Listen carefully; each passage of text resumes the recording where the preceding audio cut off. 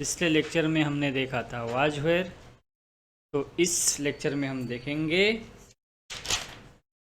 Was were, there was were. ठीक है, पिछले लेक्चर में हमने क्या देखा था? कुछ examples. Meena was rich, mother was sick, I was in trouble.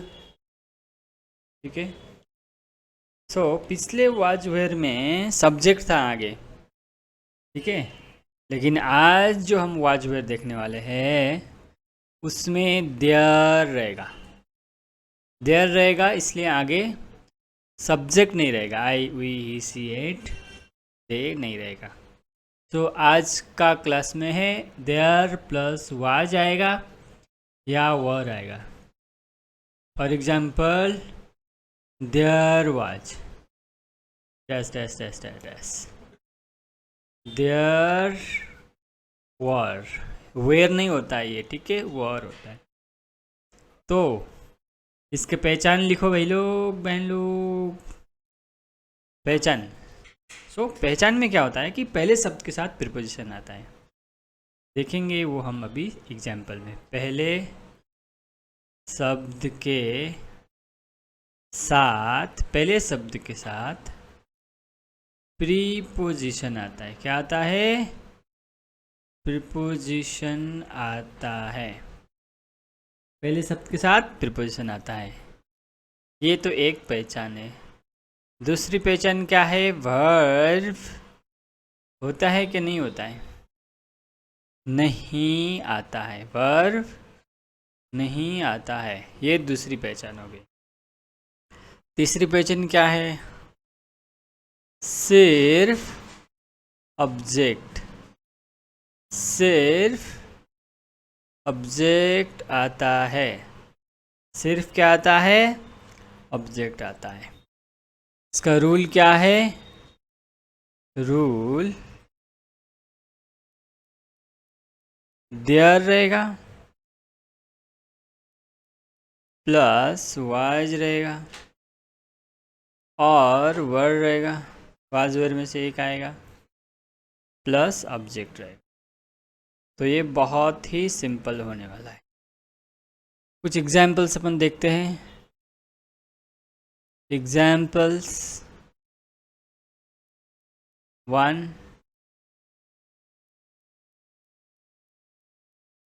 माथे माथे पर बिंदी, माथे पर बिंदी थी, माथे पर बिंदी थी। देखो, ये पूरा ऑब्जेक्ट है। माथे पर बिंदी ऑब्जेक्ट है, यहाँ पे सब्जेक्ट नहीं है। ठीक है, ये क्या है? पहचान है। किसकी पहचान है? पास्ट टेंस की पहचान है। इसका अभी हम लोग ट्रांसलेशन कैसे करेंगे? रूल क्या बोल रहा है? रूल बोल रहा है देयर प्लस वाज वेयर में से एक आएगा प्लस ऑब्जेक्ट। ठीक है, ये है रूल। तो अकॉर्डिंग टू रूल हम लोग अभी कैसे लिखेंगे? देखो, देयर, अकॉर्डिंग टू रूल लिख लिया हमने। देयर वाज में से क्या आएगा? There was bindi. So was यहाँ पे पर्सन तो है नहीं, तो वाज आएगा क्या? वर आएगा। उसका रूल यहाँ पे एक ही है। अगर सिंगुलर रहेगा तो वाज आएगा, प्लूरल रहेगा तो वर आएगा। सिंगुलर, ये प्लूरल। अगर सिंगुलर रहेगा तो वाज आएगा, प्लूरल रहेगा तो वर आएगा। सो माथे पर बिंदी थी, तो यहाँ पे एक ही बिंदी की बात हो रही है, इसलिए देयर प्लस वाज वेयर में से क्या आया? वाज आया। सो बिंदी, माथे पर bindi, bindi on forehead, bindi on forehead is object. ठीक है, ये ऑब्जेक्ट है, ये वाज वेयर में से वाज है, ये देयर है।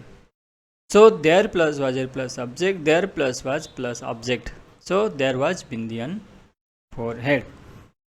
दूसरा एग्जाम्पल लेते हैं। दूसरा एग्जाम्पल, ठीक है, किचन में बर्तन था। किचन में बर्तन था, क्योंकि पास्ट वाज वेयर का हम यूज कर रहे हैं तो ये पास्ट है। किचन में बर्तन था तो ये पास्ट की पहचान है। किचन में बर्तन पूरा ऑब्जेक्ट है तो यहाँ पे सब्जेक्ट नहीं है, इसलिए इसके ट्रांसलेशन कैसे करेंगे एज पर रूल। रूल में क्या लिखा है, पहले देयर आएगा प्लस वाज वेयर आएगा। सो हम एक ही बर्तन की बात हो रही है इसलिए was. So there was utensil in the kitchen. So utensil in the kitchen क्या है, ऑब्जेक्ट है। Utensil in the kitchen object है। सो देयर का देयर वाज का was. So there was utensil in the kitchen. खाने में जहर था, और एक एग्जाम्पल, खाने में जहर था इसलिए बिल्ली मर गया। ठीक है, खाने में जहर था। सो रूल क्या बोलता है, देयर वाज, देयर लेना है और वाज वेयर में से क्या लेना है, एक वाज लेना है या वेयर लेना है। सो यहाँ पे सिंगुलर की बात हो रही है इसलिए देयर वाज। उसके बाद ऑब्जेक्ट, यहाँ पे ऑब्जेक्ट है, खाने में जहर इज ऑब्जेक्ट। बेसिकली यहाँ पे पूरा ही ऑब्जेक्ट है, ये था तो सिर्फ टेंस है, यहाँ पे सब्जेक्ट नहीं है, इसलिए ये देयर का सेंटेंस हो गया। देयर वाज, जहर को क्या बोलते हैं, poison. There was poison in food, poison in food पूरा ऑब्जेक्ट है। So there plus was were plus object हो गया, there was poison in food. और एक एग्जांपल लेते हैं, एग्जाम्पल नंबर 4। एग्जाम्पल नंबर 4 क्या है, ग्लास में पानी था। ग्लास, ग्लास कैसे लिखते हैं आप लोग लिख लेना, ग्लास में पानी था। ग्लास में पानी था, यहाँ पे सब्जेक्ट है क्या कोई, I, we, you, he, she, it, they है क्या, नहीं है। ग्लास में पानी था, सिंपली ऑब्जेक्ट है पूरा, ग्लास में पानी था मतलब ये तो पास्ट टेंस का है। इसका कन्वर्जन रूल क्या है, देयर प्लस वाजर प्लस ऑब्जेक्ट। सो देयर लिखना प्लस वाजर में से वाज लिखना, क्योंकि यहाँ पे सिंगुलर है पानी। देयर वाज, ग्लास में पानी लिखना है, there plus was were plus object. यहाँ पे ऑब्जेक्ट क्या है, ग्लास में पानी। So water in glass, water in glass is object. ठीक है, this is object, this is was दिख रहा है, देयर भी दिख रहा है। तो रूल क्या है, there plus was were, was were plus object. So according to rule glass में पानी था। अब इसी का आप नेगेटिव देखना है तो वेरी सिंपल, सिर्फ नो लगाना है। ठीक है, देखो नेगेटिव का एग्जाम्पल देखते हैं। एग्जाम्पल देखने से पहले रूल भी हम लोग लिखेंगे। देखो रूल, रूल क्या है, there was were, there plus was were में से एक आएगा प्लस नो आएगा। ठीक है, नॉट नो आएगा। ठीक है, प्लस ऑब्जेक्ट तो है ही। सो यहाँ पे नेगेटिव में क्या है अलग, सिर्फ नॉट आया। सो एग्जाम्पल देख लेते हैं। एग्जाम्पल नंबर 1, एग्जाम्पल, माथे पर बिंदी नहीं थी। माथे पर बिंदी नहीं थी। इसको ट्रांसलेशन कैसे करेंगे, एज पर रूल देयर लिखेंगे। वाज और वर क्या है, सिंगुलर है क्या प्लूरल, एक ही बिंदी की बात हो रही है। बेसिकली ये माथे पर बिंदी ऑब्जेक्ट है, नहीं थी आइडेंटिफिकेशन है पास्ट की। सो देयर वाज आएगा, एक ही बिंदी की बात हो रही है। देयर वाज हो गया, एज पर रूल देयर लिख लिया, वाज और लिख लिया, अभी नॉट लिखना है। There was no. ठीक है, देयर वाज नो, बिंदी को क्या बोलेंगे, बिंदी ही बोलेंगे, on forehead. There was no bindi on forehead. ठीक है, इसको नॉट को नो बोलना है। ठीक है, there was no bindi on forehead. Glass में पानी नहीं था। सो एग्जाम्पल 2 लिखते हैं। एग्जाम्पल नंबर 2, ग्लास में पानी नहीं था, उसमें दूध था या ग्लास खाली था। ठीक है, ग्लास में पानी नहीं था। सो रूल क्या है, देयर आएगा, वाज और में से वाज आएगा क्योंकि पानी सिंगुलर, देयर वाज। अभी ऑब्जेक्ट क्या है, ग्लास में पानी। वाटर ऑन, नो लिखना है, वाटर ऑन नेगेटिव है इसलिए वाटर ऑन ग्लास। क्या है, वाटर ऑन ग्लास क्या है यहाँ पे, ऑब्जेक्ट है। ठीक है, पूरा ऑब्जेक्ट है। There as per rule, was not या was no as per rule. ठीक है, there was no water in the glass. अभी हम देखेंगे हैड टू। क्या देखेंगे, हैड टू, हैड टू। ठीक है, हैड टू देखने वाले हैं हम लोग। क्या देखने वाले, एक ही ऐड टू, दो ऐड टू नहीं है। ठीक है, सो इसकी पहचान क्या है, पहले तो पहचान क्या है ऐड टू की, पढ़ता था,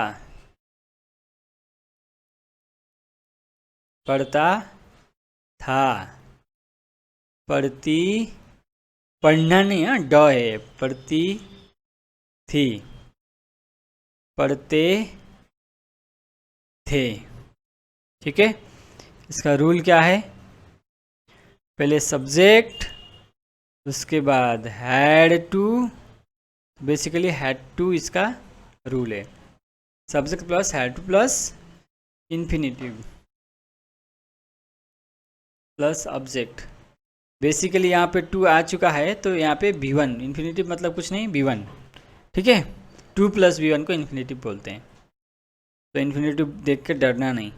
ठीक है, तो अभी एक एग्जांपल लेते हैं। Example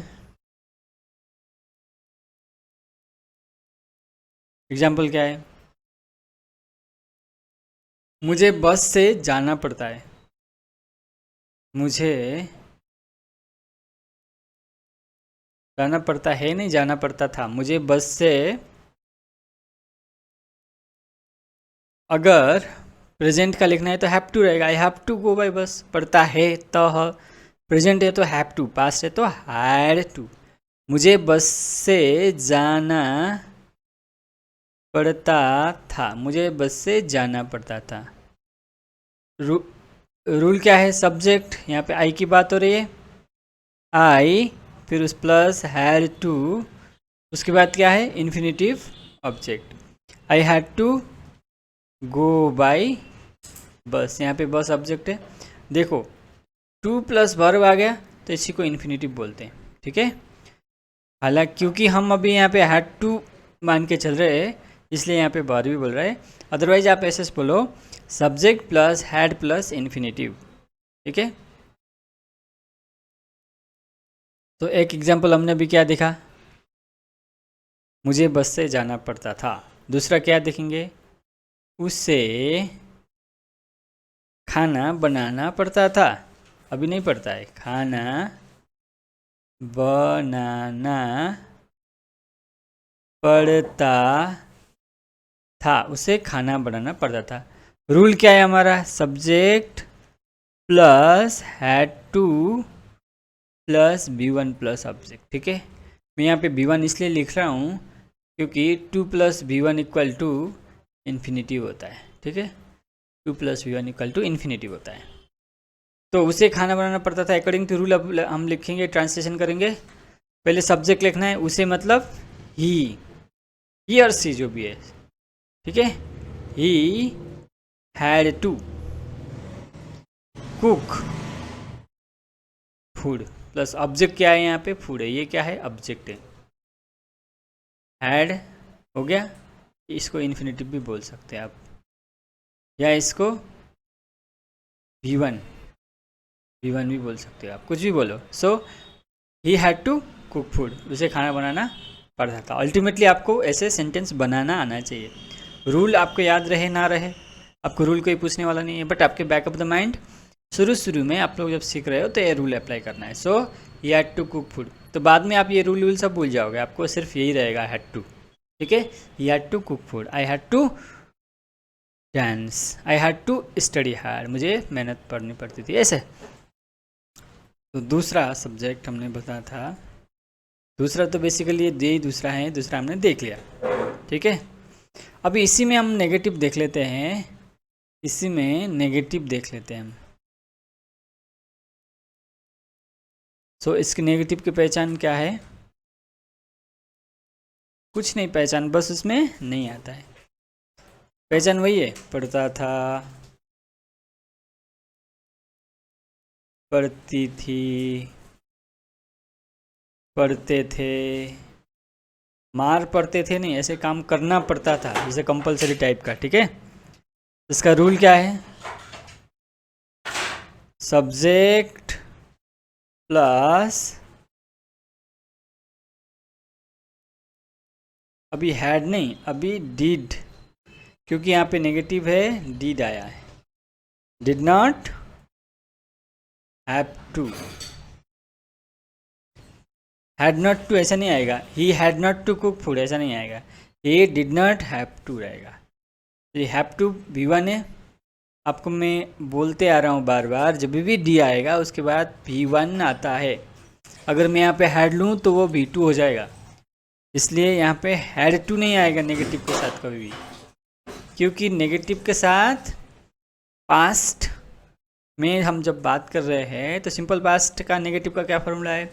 subject plus did plus not, right. तो ये भी पास्ट ही है, इसलिए यहाँ पे हमें डिड तो आना ही है क्योंकि नेगेटिव की बात है।